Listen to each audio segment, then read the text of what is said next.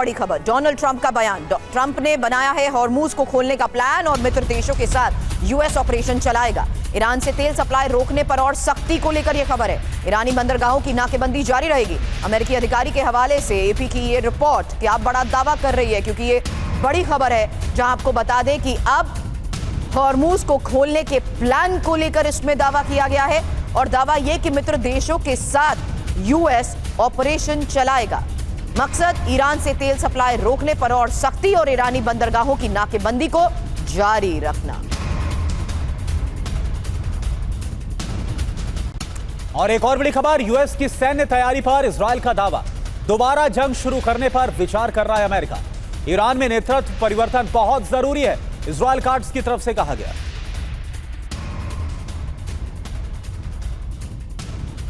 America की सैन्य तैयारी पूरी है और अब अमेरिका की इसी तैयारी के बाद इजरायल भी अलर्ट है। इजरायल ने ईरान पर हमले की तैयारी शुरू कर दी है। इजरायली एयरफोर्स ने लड़ाकू विमानों की तैनाती बढ़ाई है। नेतन्याहू ने ट्रंप की तैयारियों की भी जानकारी ली। टाइम्स ऑफ इजरायल के हवाले से खबर।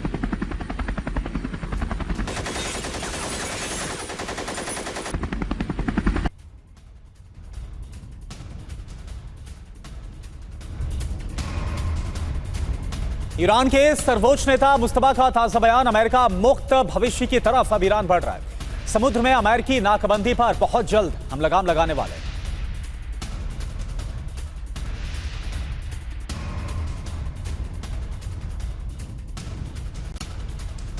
तो ईरान पर अमेरिकी हमले की आशंका बढ़ चुकी है और ये आज की सबसे बड़ी खबर है, जहां ईरान पर बड़ा हमला अमेरिका कर सकता है और ट्रंप ईरान पर नए हमले पर कर रहे हैं विचार। यूएस सेंट्रल कमांड आज सैन्य विकल्पों की जानकारी भी दे रहा है।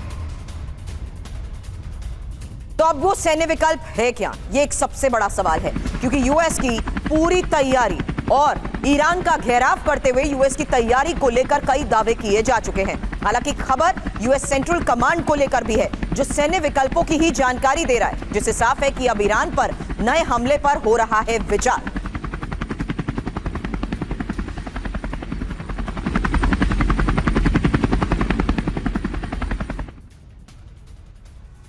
और इस बीच आपको बताएं कि ईरान पर हमला 2.0 का काउंटडाउन क्या शुरू हो गया है, यह बड़ा सवाल है। ईरान पर नए हमले की तैयारी में राष्ट्रपति डोनाल्ड ट्रंप लगातार उनके पोस्ट और उनके बयानों से समझा जा सकता है। सैन्य तैयारियों प्लानिंग पर सेना से चर्चा की गई है। CENTCOM commander Brad Cooper Trump को ब्रीफिंग भी उनकी तरफ से दी गई। ब्रैड कूपर सैन्य तैयारियों की ट्रंप को जानकारी दी और ईरान के खिलाफ सभी सैन्य विकल्पों पर चर्चा भी की। यूएस सेंट्रल कमांड का प्लान क्या है ये भी जान लीजिए, क्योंकि छोटी लेकिन ताकतवर स्ट्राइक को लेकर यह प्लान है। एनर्जी इंफ्रास्ट्रक्चर पर हमला, हॉर्मूज पर कब्जे की तैयारी और साथ ही एनरिच यूरेनियम पर कब्जा। इसमें इंपॉर्टेंट है न्यूक्लियर प्रोग्राम पर हमला और ईरान में ग्राउंड ऑपरेशन। अब हमले की तैयारी आखिर क्यों, यह भी सवाल है। दरअसल अमेरिका की शर्तें ईरान मान नहीं रहा है, झुकने के लिए तैयार नहीं है। हॉर्मूज स्ट्रेट खोलने पर भी कोई बात नहीं बन पा रही। एनरिच्ड यूरेनियम, जो संवर्धित यूरेनियम है, इस पर भी ईरान बात करने से इंकार कर रहा है। हालांकि इस बीच ये जानिए कि कैसे इससे पहले 26 फरवरी को भी CENTCOM commander admiral Brad Cooper ने ट्रंप को ब्रीफ किया था। एक क्विक अपडेट, क्योंकि उसी के 48 घंटे बाद यानी 28 फरवरी को ईरान पर बड़ा हमला हुआ और अब फिर ब्रैड कूपर ट्रंप को तैयारी और प्लानिंग की ब्रीफिंग देंगे। हालांकि इसके बाद ईरान पर नए हमले की संभावना और ज्यादा बढ़ गई है। CENTCOM commander admiral Brad Cooper की ब्रीफिंग को लेकर जो जानकारियां, उसमें देखिए 26 फरवरी को जब ब्रीफ किया, उसी के 48 घंटे बाद हमला हुआ। आज फिर ब्रीफिंग, लेकिन सवाल यही कि क्या फिर होगा हमला। मनीष हमारे सहयोगी इस वक्त हमें ज्वाइन कर चुके हैं। मनीष, सीमित ही सही लेकिन एक और ऑपरेशन की तैयारी, अब ये प्लान है क्या, क्योंकि इसी मीटिंग में ब्रीफ करने के मायने बदल जाते हैं। बिल्कुल, देखिए दो बातें हैं। पहली बात तो ये कि इस मीटिंग को लेकर मैं आपको बताऊं कि इजराइल में क्या चल रहा है, कि इजराइल वाले का मानना यह है कि अगले हफ्ते तक इस ब्रीफिंग के बाद युद्ध शुरू हो जाएगा। और जैसा कि हम लोग बता ही रहे हैं कि पिछली बार जब 26 फरवरी को एडमिरल ब्रैड कूपर ने ब्रीफ किया था, तो उसके महज 2 दिन के बाद ही युद्ध शुरू हो गया था। तो इस मीटिंग को लेकर न केवल भारत में बल्कि पूरी दुनिया में चर्चा है कि इसके बाद क्या होगा। तो इजराइल में इस बात को लेकर चर्चा है कि अगले हफ्ते तक युद्ध हर हालत में शुरू हो जाएगा। अब जो दूसरी बात है कि इन्होंने ब्रीफिंग में जो ऑप्शंस है, देखिए भले ही अमेरिकी सेंट्रल कमांड की तरफ से या अमेरिकी स्टैब्लिशमेंट की तरफ से लिमिटेड स्ट्राइक का ऑप्शन दिया जा रहा हो, लेकिन जबकि हमने देखा कि 40 दिन की जंग का क्या हाल हुआ, तो मुझे नहीं लगता है कि किसी भी हालत में ये युद्ध लिमिटेड स्ट्राइक तक उस तक सीमित रहेगा। मतलब अगर अमेरिका ने ईरान पर 2-4-10 मिसाइल गिराए तो ऐसा नहीं है कि उसके बाद ईरान जो है वो ट्रंप की तरफ से सीज फायर के ऐलान करने के बाद भी चुप हो जाएगा। हरगिज नहीं होगा। एक बार अमेरिकी सेंट्रल कमांड की तरफ से मिसाइल दागे गए, एक बार अमेरिकी सेंट्रल कमांड की तरफ से फायर किए गए, चाहे वो फाइटर जेट से हो, मिसाइल से हो, ड्रोन से हो, उसके बाद से जो ईरान की तरफ से फिर हमले शुरू होंगे, जवाबी कार्रवाई शुरू होगी।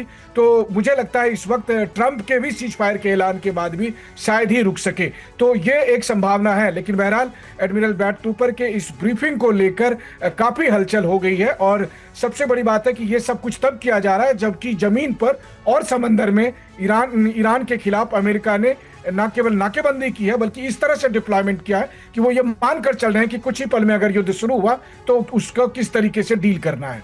बिल्कुल मनीष, और हम देख भी रहे हैं कि किस तरह से 2 दशक की सबसे बड़ी तैनाती अमेरिका ने अब ईरान के खिलाफ कर ली। और इसके बीच हमने इजराइल की तस्वीरें भी आपको दिखाई, कैसे वहां पर भी बड़ी तैयारी ईरान के खिलाफ एक बार फिर से जंग को शुरू करने को लेकर हो रही है। एक और बड़ी खबर का रुख कर ईरान पर डोनाल्ड ट्रंप का बड़ा बयान। ईरानी न्यूक्लियर डस्ट पाकर रहेंगे, यानी उनका जो इशारा था वो एनरिच्ड यूरेनियम पर था। ईरान ने यूरेनियम अगर नहीं दिया तो अब इसको छीन लिया जाएगा। ईरान समझौते के लिए बेकरार है। ट्रंप ये भी बोल रहे हैं मैं ईरान की रक्षा कर रहा हूं, तो ईरान के अंदर तबाही मचा के रख दी, लेकिन ईरान की रक्षा कर रहा हूं, ये डोनाल्ड ट्रंप बोल रहे हैं। तो एक तरफ ब्रैड कूपर ने सैन्य विकल्पों को लेकर ब्रीफ किया है, वहीं डोनाल्ड ट्रंप का यह बयान। इसलिए बड़ी खबर कि क्या 48 घंटे बाद ईरान पर हो सकता है हमला, अमेरिका शुरू कर सकता है फिर से हमला, और सिचुएशन रूम में ट्रंप को पूरा वॉर प्लान भी बताया गया है।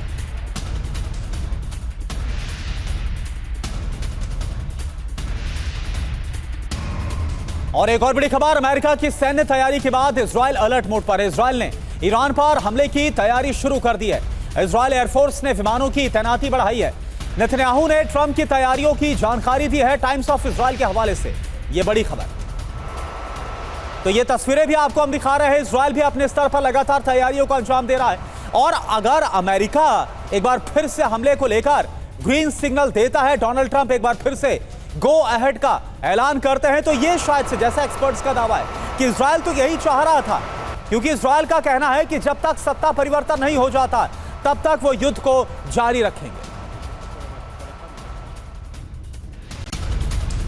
और मिडिल ईस्ट में अमेरिका की जंगी तैयारी को लेकर एक और बड़ी खबर। अब इजराइल पहुंची हथियारों की बड़ी खेप और 6500 टन से ज्यादा साजो सामान इजराइल पहुंचा है। गोला बारूद के साथ सैन्य वाहन भी इसमें शामिल। ये देखिए तस्वीर, जहां लगातार बड़ी तैयारी को लेकर इन तस्वीरों के आधार पर बड़े दावे, जिससे साफ है कि कैसे अब इजराइल हथियारों की बड़ी खेप पहुंची है।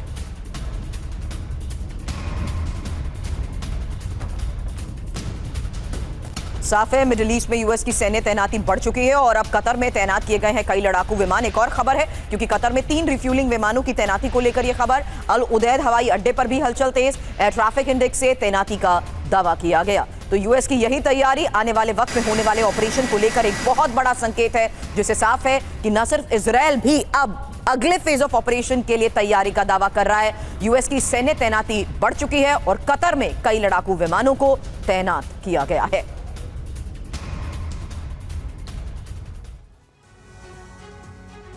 तो इजराइल की तैयारी पूरी है। ईरान पर क्या बहुत जल्द किसी भी पल यह हमला हो जाएगा, ऐलान हो जाएगा। इजराइल पहुंच गए हैं अमेरिकी हथियार और गोला बारूद। पिछले 24 घंटे की बात करें तो 6500 टन हथियार गोला बारूद पहुंचा है। अमेरिका ने मिलिट्री ट्रक, आर्मर्ड व्हीकल भी इजराइल भेजे हैं। नेतन्याहू ने ट्रंप को सैन्य तैयारियों की पूरी जानकारी दी है। यूएस ने कतर में एक MC-130J, 2 HC-130J स्पेशल ऑपरेशन विमान को डिप्लॉय कर दिया है। स्पेशल फोर्स को पहुंचाने के लिए MC-130J का इस्तेमाल किया गया। बैटलफील्ड में रेस्क्यू के लिए HC-130J विमान का इस्तेमाल किया गया। कतर में यूएस का रेस्क्यू हेलीकॉप्टर रिफ्यूलिंग विमान भी तैनात किया गया। टाइम्स ऑफ इजराइल के हवाले से खबर। बड़ा सवाल यह कि ईरान में ग्राउंड ऑपरेशन शुरू करेंगे अमेरिका और इजराइल, और इसी को लेकर यह तैयारी। हालांकि बड़ी खबर है, जहां अमेरिका को ईरान की ये बड़ी धमकी कि अमेरिकी हमले का जोरदार जवाब दिया जाएगा। IRGC का ये बयान, हमारी सेनाएं युद्ध के लिए तैयार हैं। हमले का यूएस पर लंबे समय तक असर भी होगा और यूएस वॉरशिप को तबाह कर देंगे। माजिद मौसवी का ये बयान।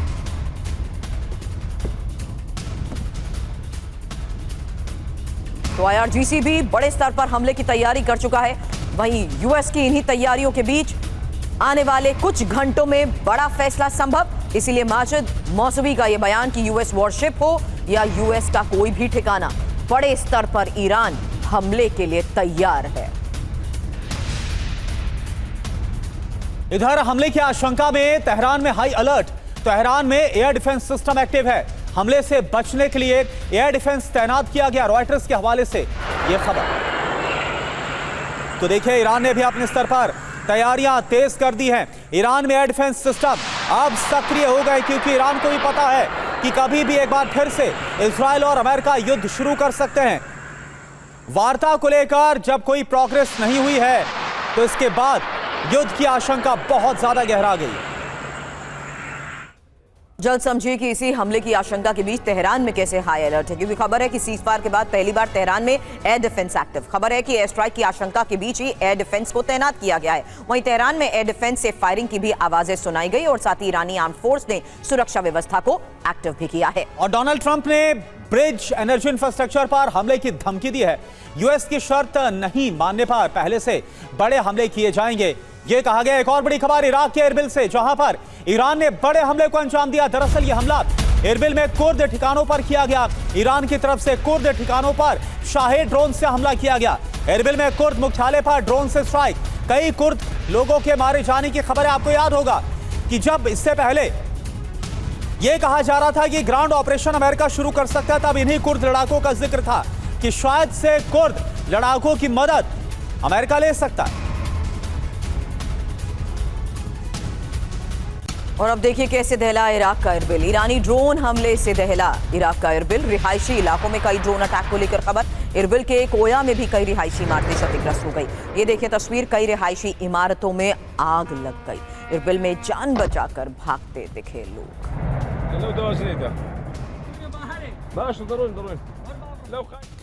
तो सीज फायर के बीच ईरान का हमला। इराक के कुर्दिस्तान में कुर्द ठिकानों पर ईरान की तरफ से हमले को अंजाम दिया गया। ये देखिए आपके सामने जानकारी और तस्वीरें भी। एरबिल के कोया में कुर्द फोर्स के हेडक्वार्टर पर ड्रोन से अटैक किया गया। ईरानी ड्रोन हमले में कुर्द फोर्स का मुख्यालय तबाह हुआ। हालांकि कुर्द फोर्स को ही अमेरिका का समर्थन हासिल है और सीज फायर के बीच ईरान ने एरबिल पर हमले को अंजाम दिया है। ऐसे में बड़ी बात यह है कि कुर्द फोर्स पर हमले से अमेरिका नाराज हो सकता है। अब इजराइल ने बड़ी जंग की तैयारी शुरू कर दी। एक और बड़ी खबर है, जहां यूएई में आयरन बीम डिफेंस सिस्टम को तैनात किया गया है और यूएई पर मिसाइल और ड्रोन हमले की आशंका। अगर युद्ध शुरू हुआ तो यूएई पर फिर हमला भी मुमकिन।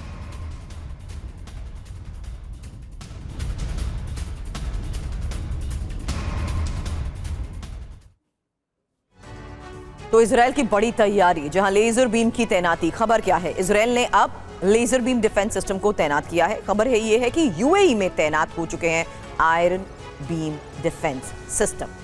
बिल्कुल, अब आप समझिए कि आयरन डोम को चलाने वाले सैनिक भी भेजे गए हैं। स्पेक्ट्रो सर्विलांस सिस्टम भी यूएई में तैनात किया गया। ये बड़ी खबर है और फाइनेंशियल टाइम्स के हवाले से ये जो खबर है वो सामने आ रही है। हालांकि ये तैनाती क्यों, ये एक और बड़ा सवाल, क्योंकि ईरान हमला करता है तो यूएई का बचाव करने की कोशिश, वहीं मिसाइल ड्रोन अटैक से बचाने की एक और बड़ी तैयारी। बिल्कुल सुबह, और इसके अलावा ईरान के हमले को हवा में ही खत्म कर देगा। आयरन बीम मिसाइल हमले को रोकेगा। स्पेक्ट्रो से 20 किलोमीटर दूर ही ड्रोन की पहचान कर ली जाएगी। खतरा क्यों, ये भी आप समझिए। क्योंकि युद्ध शुरू हुआ तो यूएई पर ईरान हमला करेगा और 39 दिनों के युद्ध में भी ईरान ने कई बड़े हमलों को अंजाम दिया था। यानी अब अगले फेज ऑफ ऑपरेशन से पहले यूएई में की जा रही ये तैनाती भी बचाव का एक बहुत बड़ा तरीका। बिल्कुल, क्योंकि खतरा यही है कि युद्ध शुरू हुआ तो फिर से खाड़ी देशों पर विध्वंसक हमले होंगे। एक और बड़ी खबर, ईरान जंग में अमेरिका को बड़ा नुकसान पहुंचा है। अमेरिका को हथियार उपकरण का बड़ा नुकसान।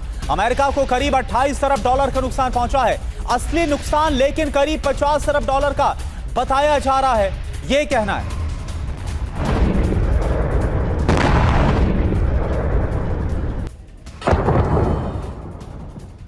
तो 39 दिनों की जो जंग हुई, अमेरिका पर बड़ी चोट लगी है। खबर क्या आ रही है, ईरान जंग में अमेरिका को बहुत बड़ा नुकसान पहुंचा है। मिसाइल, ड्रोन, सैन्य ताकत की बड़ी तबाही झेलनी पड़ी अमेरिका को। नौसैनिक और उपकरणों का नुकसान हुआ। हालांकि दर्जनों MQ-9 रीपर ड्रोन बर्बाद हुए, $700 मिलियन के रडार सिस्टम तबाह कर दिए गए। कुल खर्च भी सुनिए करुणा, जहां 23 से 28 अरब डॉलर ट्रंप प्रशासन की तरफ से इसी खर्च को लेकर दावा किया जा रहा है। ऐसे में हकीकत क्या है, ये जानना भी जरूरी है करुणा। बिल्कुल, क्योंकि यह कहा जा रहा है कि सिर्फ 28 अरब डॉलर नहीं बल्कि असल में 50 अरब डॉलर जो है उसका नुकसान हुआ है, यह अधिकारियों का कहना। अब सरकार की दलील क्या है? अमेरिका को हुए नुकसान का आकलन जारी रखा जाएगा। ईरानी सेना बहुत जल्द घुटने टेकने पर मजबूर। हालांकि इससे पहले अमेरिकी इतिहास में ऐसा नहीं हुआ है, जहां साफ है कि किस तरीके से इस युद्ध में भी अमेरिका को बड़ी चोट पहुंची है। और अब खबर दक्षिण लेबनान पर इजरायल हमले की। खबर है कि दक्षिण लेबनान में आईडीएफ ने एक और बड़े ऑपरेशन को अंजाम दिया है और हिजबुल्लाह की सुरंग पर भीषण बमबारी की तस्वीरें जारी की है। आईडीएफ के इस हमले में हिजबुल्लाह की सुरंग कैसे तबाह हुई, देखिए।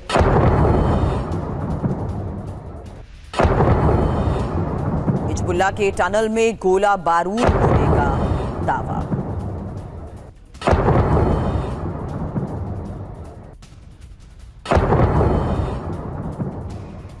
और एक और बड़ी खबर, लेबनान में इजरायली सैन्य अधिकारी की मौत हुई। ग्राउंड ऑपरेशन के दौरान सैन्य अधिकारी की मौत हुई। आईडीएफ ने सार्जेंट लियाम की मौत की घोषणा भी की है, कंफर्म किया है तस्वीर के साथ। सार्जेंट लियाम, जिनकी मौत दक्षिणी लेबनान में जहां पर इजरायल की तरफ से ग्राउंड ऑपरेशन चलाया जा रहा है, इस दौरान मौत हुई है। आईडीएफ के ही हमले से दक्षिण लेबनान में मची तबाही की एक और तस्वीर देखिए। ये अल खियाम इलाका है, मलबे में तब्दील हो चुका है इलाका। रिहायशी इलाके में सबसे ज्यादा विध्वंस।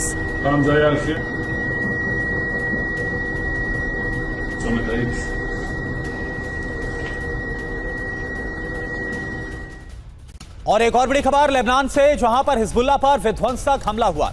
इजरायल ने हिजबुल्लाह का रॉकेट लॉन्चर तबाह किया। यह देखिए आप, रिहायशी इमारत में छुपाकर रखा गया था रॉकेट लॉन्चर और इसके बाद देखिए इमारत को ही पूरी तरह से तबाह कर दिया गया हमला करके।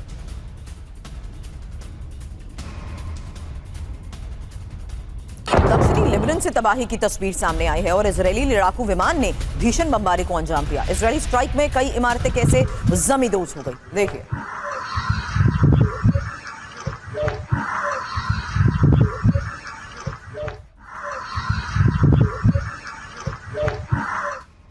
और एक और बड़ी खबर, दक्षिण लेबनान में इजरायल का सटीक हमला। हिजबुल्लाह के कमांड सेंटर को तबाह किया गया। इजरायली सेना ने जारी किया हमले का यह वीडियो, ये देखिए आप। तो आप देखिए किस तरह से लेबनान जो फ्रंट है वो लगातार सुलग रहा है। लगातार जो हिजबुल्लाह और आईडीएफ के बीच में संघर्ष है वो जारी है, हमले जारी है। लेबनान में हिजबुल्लाह पर विध्वंसक हमला किया गया, रॉकेट लॉन्चर को तबाह किया गया, इमारत ध्वस्त। दक्षिणी लेबनान से तबाही की तस्वीरें देखिए, कैसे एक बड़ा इलाका खंडहर में बदला हुआ नजर आ रहा है। गाजा जैसी तस्वीरें हैं। इजरायली सेना ने हमले का बाकायदा वीडियो भी जारी किया, किस तरह से दक्षिण लेबनान में लगातार एक के बाद एक बड़े हमलों को हिजबुल्लाह के खिलाफ अंजाम दिया जा रहा है। और अब खबर रूस यूक्रेन जंग से जुड़ी, जहां आपको बता दें रूस के पर्म में यूक्रेन ने बड़े हमले को अंजाम दिया है। ड्रोन से तेल संयंत्र पर प्रचंड प्रहार, 24 घंटे में दूसरी बार यह हमला। इसी हमले से ऑयल स्टोरेज में भीषण आग लग गई। ऑयल फैसिलिटी को भारी नुकसान का दावा। खौफनाक तस्वीर, तेल संयंत्र पर ड्रोन अटैक। आसमान में आग के ये बड़े बड़े गोले और काले धुएं का गुबार। रूस के पर्म में यूक्रेन का एक और बड़ा हमला, ऑयल स्टोरेज को टारगेट किया गया।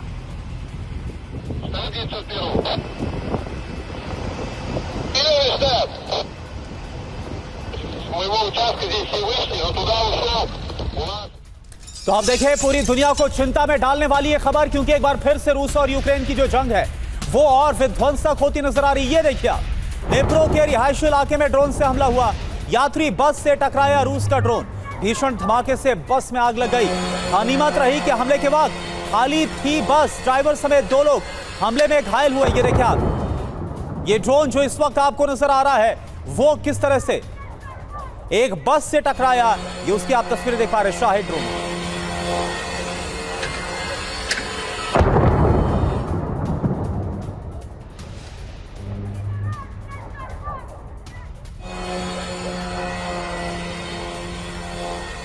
अब ज़ेपोरिज़िया में विध्वंसक जंग जारी है और MLRS से यूक्रेनी ठिकानों पर हमला, जहां रूस के हमले में कई यूक्रेनी पोस्ट तबाह हो चुके हैं और इन हमलों में यूक्रेनी सैनिकों के मारे जाने का दावा किया गया।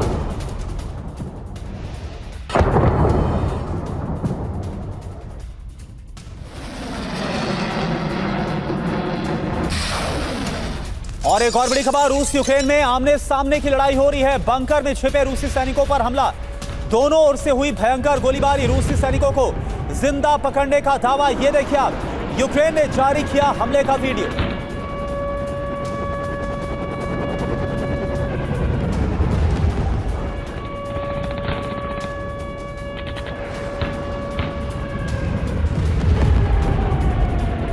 अब ड्रोन स्ट्राइक के खिलाफ रूस की बड़ी तैयारी, जहां डोनेट्स्क फ्रंट और M2 सिस्टम की तैनाती हुई है और रूसी डिफेंस सिस्टम ने ड्रोन के कई हमलों को रोका।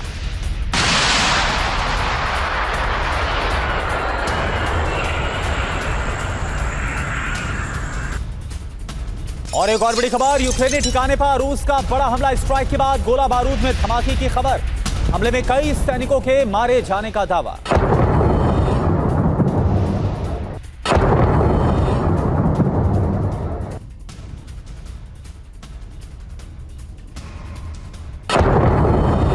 अब डोनेट्स्क से सामने आया विध्वंसक वीडियो देखिए। आपको बता दें, रूस के सैन्य बस पर यूक्रेन का ये ड्रोन अटैक, इसी हमले में सैन्य बस पर जोरदार धमाका हुआ। इस हमले में 10 से ज्यादा सैनिकों के घायल होने की खबर है।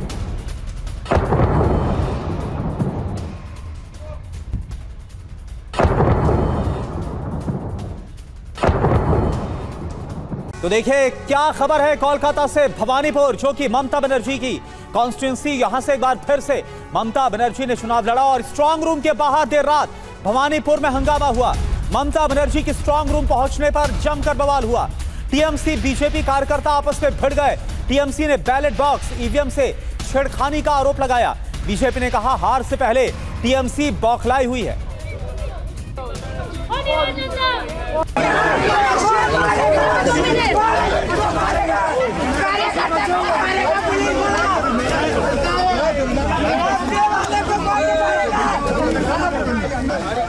तो ये तस्वीरें आपको दिखा रहे हैं भवानीपुर की, जहां पर ममता बनर्जी जब पहुंची और साथ ही बड़ी संख्या में टीएमसी कार्यकर्ता भी बाहर मौजूद थे, जिनकी भिड़ंत हुई है बीजेपी कार्यकर्ताओं के साथ। ये देखिए आप, एक दूसरे पर आरोप लगाया गया है और ममता बनर्जी का ये कहना था कि ईवीएम के साथ छेड़खानी की गई और जो पोस्टल बैलेट्स हैं उनमें हेराफेरी का जो आरोप है वो लगाया गया है। ये देखिए आप, किस तरह से मिडनाइट ड्रामा देखने को मिला कोलकाता में।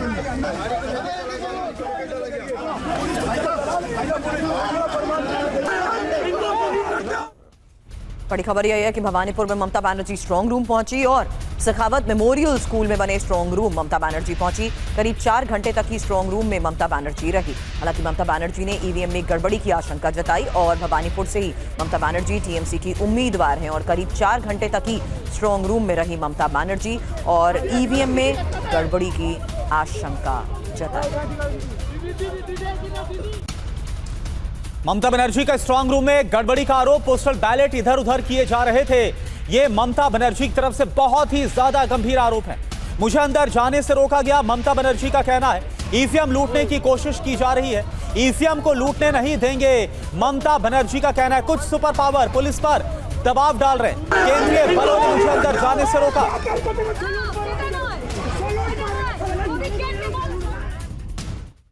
कि उधर में मैनिपुलेशन हो रहा है और बाहर का आदमी आके वो खुल रहा है, देख रहा है। अगर ऐसा ईवीएम मशीन को लूट करने के लिए, अगर काउंटिंग लूट करने के लिए कोई कोशिश करे तो हम जिंदगी मत एक करके हम लड़ेंगे। और हम सब कैंडिडेट, सब चीफ इलेक्शन एजेंट को, जितना भी पार्टी है, सबको बोलते हैं आपका हक है, आप देखभाल कीजिए। तो ममता बनर्जी को आपने सुना, ये उस वक्त की तस्वीरें जब ममता बनर्जी सखावत मेमोरियल स्कूल के स्ट्रांग रूम पहुंचे और उसके बाद जब मीडिया से बात की तब उनकी तरफ से कहा गया कि उन्हें अंदर जाने से रोका गया। वो उस जगह तक कम से कम जहां जाना चाहती थी, अब जिस जगह पर काउंटिंग सेंटर है, स्ट्रांग रूम बनाया, जहां तक परमिशन होती है, इजाजत दी जाती है, लेकिन उनको जाने से रोका गया। ममता बनर्जी को आपने सुना, तस्वीरें आपने देखी। अब जल्द आपको बताते हैं कि देर रात साउथ कोलकाता में ही भवानीपुर में हंगामे की वजह क्या थी, क्योंकि ममता को स्ट्रांग रूम तक क्यों आना पड़ा। देर रात ममता भवानीपुर के स्ट्रांग रूम पहुंची। चुनाव एजेंट के साथ परिसर में वो दाखिल हुई और करीब 4 घंटे तक स्ट्रांग रूम में ममता बनर्जी रही। हालांकि ममता बनर्जी का ये आरोप है कि ईवीएम में गड़बड़ी की जा रही है। जब ममता बनर्जी अंदर तब टीएमसी और बीजेपी वर्कर्स में नोकझोंक होती रही और ममता के साथ आई एक गाड़ी पर बीजेपी कार्यकर्ता और ज्यादा भड़क गए।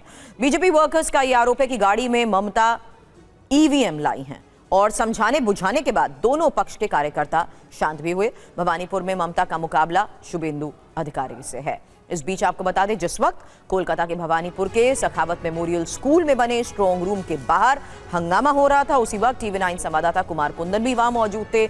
उनकी ये रिपोर्ट देखिए। स्ट्रांग रूम के बाहर अलग अलग समर्थकों का जोर है। एक तरफ टीएमसी के लोग बैठे हुए हैं तो दूसरी तरफ भारतीय जनता पार्टी के लोग बैठे हुए हैं। ये जो आपको तस्वीर नजर आ रही होगी, ये वो जगह है जहाँ पे भारतीय जनता पार्टी के लोग यहाँ पे धरने पे बैठे हुए हैं। अब पुलिस जो है इनको यहाँ से पूरी तरीके से, देखिए आपको उठा रही होगी पुलिस, और यहाँ पे पुलिस इनको रिक्वेस्ट कर रही थी, लेकिन जब नहीं हट रहे हैं तो अब इनको यहाँ से हटाने की बात कर रही है। और पुलिस जो है तो जो भी लोग हैं यहाँ पे जो धरने पे बैठे हुए हैं, जो निश्चित रूप से भारतीय जनता पार्टी के हैं, और मैं आपको नजर आ रही होंगी उन तस्वीरों में ये वो समर्थक हैं जो तृणमूल की जो गाड़ी खड़ी थी उस गाड़ी पे यहाँ पे पुलिस जो है बार बार उठा रही है उनको। तो कुमार कुंदन की रिपोर्ट आपने देखी, किस तरह से जमकर हंगामा हुआ स्ट्रांग रूम के बाहर। सवाल है कि आखिर ममता बनर्जी को भवानीपुर के स्ट्रांग रूम में क्यों पहुंचना पड़ गया, यह आपको बताते हैं। दरअसल कोलकाता के नेताजी इंडोर स्टेडियम में बने स्ट्रांग रूम का एक वीडियो टीएमसी ने जारी किया और इसमें आरोप लगाया गया बीजेपी और चुनाव आयोग के अधिकारियों को लेकर। टीएमसी प्रतिनिधियों की मौजूदगी के बिना बैलेट बॉक्स खोलने की कोशिश की जा रही है और यह सब कुछ इसलिए हो रहा है कि बीजेपी को चुनाव में हार का डर है। वीडियो जारी होने के बाद टीएमसी नेता शशि पांचाल और कुणाल घोष नेताजी इंडोर स्टेडियम में बने स्ट्रांग रूम के सामने धरने पर बैठ गए और किस तरह हंगामा हुआ यह आप देख पा रहे हैं। और टीएमसी ने ही कोलकाता के Netaji indoor stadium strong room का सीसीटीवी फुटेज शेयर किया। टीएमसी का आरोप है कि पार्टी प्रतिनिधि के बिना बैलेट बॉक्स खोले गए और बीजेपी और इलेक्शन कमीशन की मिलीभगत में चुनावी धोखाधड़ी का आरोप टीएमसी ने लगाया। दिनदाड़े लोकतंत्र की हत्या की जा रही है। और इस पूरे मामले पर बीजेपी और टीएमसी के नेताओं का क्या कहना है, यह भी आपको सुना देते हैं। तो कोई अंदर में नहीं है या है, ये तो बाहर में वो इलेक्शन कमीशन का जो लाइव स्ट्रीमिंग हो रहा है सीसी कैम में, तो आप देखिए वहां पर कुछ लोग काम कर रहा है अंदर में, और हम लोगों का कोई रिप्रेजेंटेटिव नहीं है, वो काम कर रहा है। पूछने के बाद वो बोल रहा है पोस्टल बैलेट सेग्रीगेट कर रहा है। अच्छा ठीक है, लेकिन वो इधर से आया, सोर्स क्या है वो तो नहीं क्लियर किया। तृणमूल कांग्रेस हार की पहली हार मान लिया। ममता बनर्जी वो जानती है कि तृणमूल कांग्रेस का स्थिति क्या है। सरकार तो जा ही रहा है, सरकार का साथ साथ कई महीनों में पार्टी भी समाप्त हो जाएगा, तो दिया बुझने का पहले थोड़ा सा फड़फड़ाता है, वही हो रहा है। और ये ड्रामा कितना दिन पश्चिम बंगाल की जनता देखेगी। अभी इसका कोई असर, इसको लेकर किसी भी चर्चा आप किसी जगह सुनने नहीं पाएंगे। जबलपुर क्रूज हादसे में इस वक्त की बड़ी खबर है। जबलपुर क्रूज हादसे में 9 लोगों की मौत हो गई है। क्रूज हादसे में अभी तक 22 लोगों को बचाया गया है। आपको बता दें कि बरगी डैम में ये क्रूज कल जब अचानक से मौसम बदला, बहुत तेज हवाएं चली और इसके बाद जो क्रूज है वो कुछ ही मिनटों में समा गया बरगी डैम में। क्रूज हादसे में 7 लोग अभी लापता हैं। लगातार रेस्क्यू जारी है।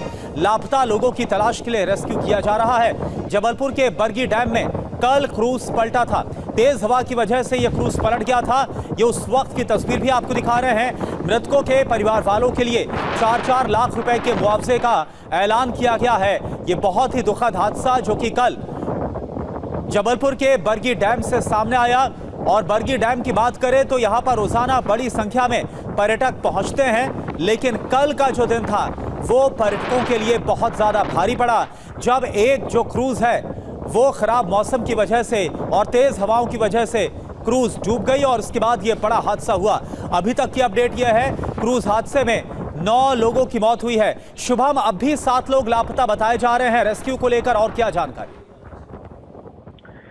देखिए, बिल्कुल रात भर से रेस्क्यू ऑपरेशन चल रहा है। एसडीआरएफ और एनडीआरएफ की टीम तैनात थी शुरुआत में ये बताया गया कि कुल 31 लोग इस क्रूज में सवार थे, मगर सुबह होते होते ये पता चला है कि कुल 39 लोग जो है वो उसमें सवार थे। इसके बाद 22 को बचाया जा चुका है, 9 मौतें अब तक हो चुकी है और 7 से 8 लोग अब भी गायब हैं। सेना ने मोर्चा संभाला है।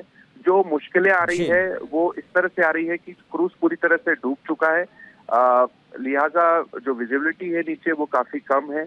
जो भी डाइवर नीचे जा रहे हैं उन्हें काफी परेशानी आ रही है, बॉडी को वहां से खींचकर निकालने में काफी दिक्कत आ रही है। तो ये सारी चीजें हैं, मगर इसमें जो खामी लापरवाही निकल कर आई है वो यही है कि लाइफ जैकेट किसी ने भी नहीं पहना था। जब क्रूज डूबने लगा उसके बाद ही लाइफ जैकेट। जी बिल्कुल, तो लाइफ जैकेट नहीं था, तमाम सुरक्षा के जो इंतजाम थे वो नाकाफी थे और इसके बाद ये हादसा हो गया। और क्योंकि गहराई बहुत ज्यादा है, ऐसे में रेस्क्यू को लेकर भी बहुत ज्यादा दिक्कत। बहुत बहुत शुक्रिया आपका शुभम इस पूरी जानकारी के लिए।